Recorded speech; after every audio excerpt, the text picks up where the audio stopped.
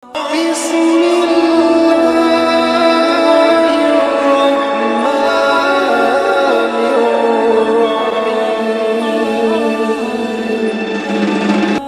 kita pindah, setelahnya adalah tetap ya, hal yang standar mencari makanan yang halal dan minuman yang halal. Karena itu hak dia, anak kita berikan makanan dan minuman yang halal. Setelah itu masuk ke pendidikan.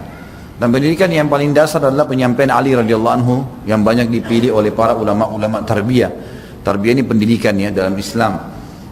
Statement beliau mengatakan, didiklah anak kalian dengan 7 kali 3. 7 tahun pertama dengan kelembutan, 7 tahun kedua dengan ketegasan, 7 tahun ketiga dengan musyawarah. 7 tahun pertama semuanya dengan kelembutan. Jadi tidak boleh sama sekali ada pukulan pada saat itu di 7 tahun pertama. Selalu diingatkan dengan lisan ya, selalu dirangkul karena mereka masih belum tahu, dan di 7 tahun pertama ini keinginan untuk tahu macam-macam itu besar sekali. Kita akan temukan mereka akan sering naik di meja, mereka akan sering naik di kursi, mereka mau naik tembok, mereka mau tahu semua. Maka orang tuanya sabar di 7 tahun pertama itu. Selalu ingatkan, kalau anak-anak naik di atas pohon jangan langsung dimarahin. Oh anak saya pintar naik, pasti pintar turun. Nanti setelah turun baru diingatkan. Tapi kalau dimarah-marahin dia tegang di atas pohon, kan masalah. Bisa jatuh, malah jadi masalah baru gitu kan. Kamu kenapa naik? Nanti saya pukul kamu, misal. Kan jadi takut dia turun, bisa jatuh malah, bisa jadi masalah baru. Nabi SAW sering ditemukan dalam banyak riwayat seperti menggendong Umamah, cucu beliau, anaknya Zainab radhiyallahu anha ajma'in.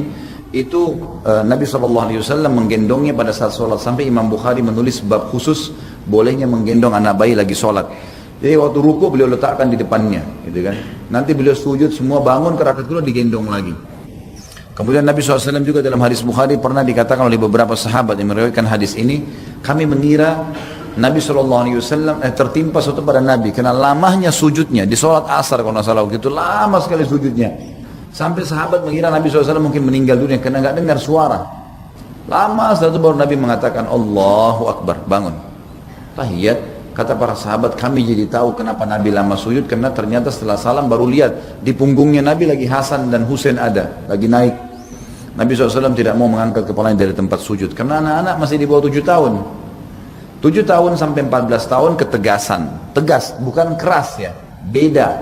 Tegas itu ini boleh, ini nggak boleh.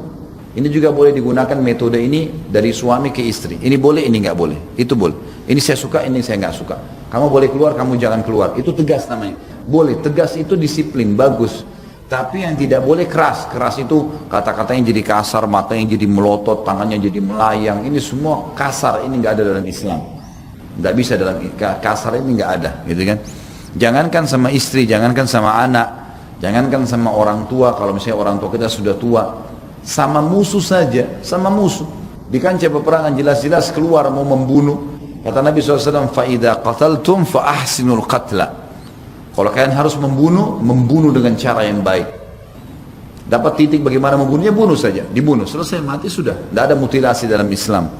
Kalau orang kafir saya disuruh muamalah begitu, apalagi istri, apalagi anak, gitu kan. Saya heran kalau ada rumah tangga nggak entah apa yang ada di benak mereka nih. Gitu kan, sebentar istrinya datang sudah memar matanya, sebentar ribut, lempar-lemparan gelas, lempar piring, tetangga semua dengar. Ini rumah tangga atau ring perang ini gitu. Untuk apa ini semua gitu.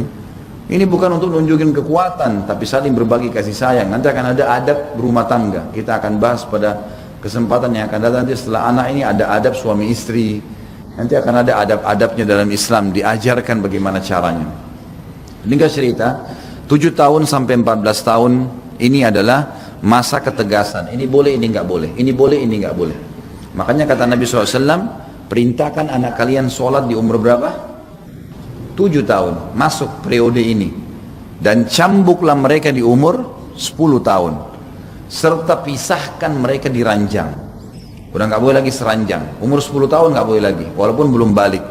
Laki-laki sama laki-laki pun nggak boleh. Perempuan sama perempuan nggak boleh. Sunnahnya. Kecuali kalau rumah kita kecil memang nggak bisa. Kalau ada tempat, pisahin mereka.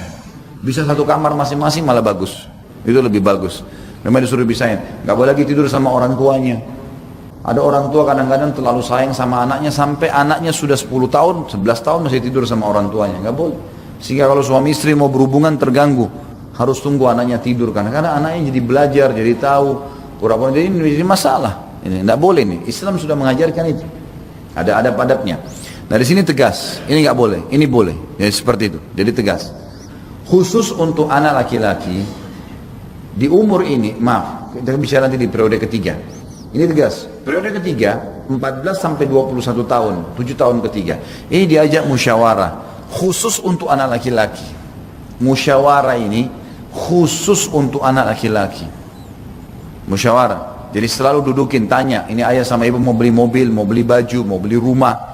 Ini rencananya warnanya warna hitam nih, warna catnya ini, apalah, apa saja yang kita ingin lakukan, ajak dia musyawarah. Biarkan dia terbiasa memberikan ide, karena dia akan jadi pemimpin di masyarakat. Biarkan dia sampaikan ide-idenya. Setelah dia sampaikan ide-idenya, maka nanti kita lihat kesimpulan. Kalau ide dia bagus, ambil. Kalau enggak, maka enggak masalah. Misal kita mau beli mobil, ternyata mobil ini warnanya merah, saya sama istri sepakat, anak waktu ditanya pengennya warna hitam misal. Nanti kita beli warna merah. Dia akan tanya, biarin dia bertanya sebagai pendidikan. Ayah kenapa beli warna merah? Kan saya sudah bilang warna hitam. Iya, karena pendapatnya ayah sama ibu lebih banyak, 2, kamu 1. Diajak bermusyawarah, biarin dia terbiasa untuk memahami. Tapi kalau ide dia bagus, nggak masalah. Dan jelaskan, nah ini ayah pilih idemu karena ini, gitu kan? Jadi dia tahu terbiasa. Tapi anak perempuan tidak, beda. Anak perempuan tidak diajak musyawarah, tapi dipandu dan dilindungi. Terutama ibu-ibu di sana tentunya beda sekali. Anak perempuan kalau selalu ditanya pendapatnya dengan yang dibiasakan oleh ibunya, pakai ini nak, ibu mau kau pakai ini. Dengan kalau dia nak mau pakai baju warna apa, itu lain. Akan terjadi hal yang buruk di sini, dalam tanda kutip ya, buruk ini masih bisa diperbaikin. Kalau anak laki-laki misal diajak musyawarah sama orang tuanya, ibunya, nak mau pakai baju apa, mungkin dia masih bisa mengatakan terserah ibu baju apa saja.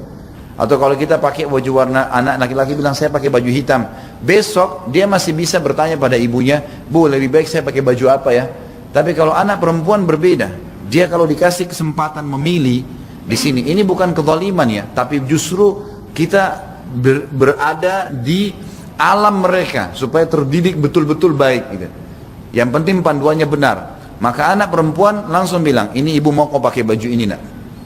Makanya ibu-ibu yang berhasil didik anak perempuannya, pasti ibunya ada di depan, anaknya di belakang, persis seperti ibunya. Penampilannya sama, cara jalannya sama, keterampilan ibunya di rumah masak segala, bersih rumah pasti dikuasain sama anaknya. Tapi kapan anak perempuan sudah diajak musyawarah sekali aja, nah mau pakai baju apa? Baju merah ibu. Besok dia bisa tidak keluar kalau dia nggak pilih baju. Itu karakter, bawaan. Makanya dalam metode pendidikan dibahas panjang lebar oleh para ulama. Perlunya difahami poin-poin seperti itu. Shadaqallahul azim.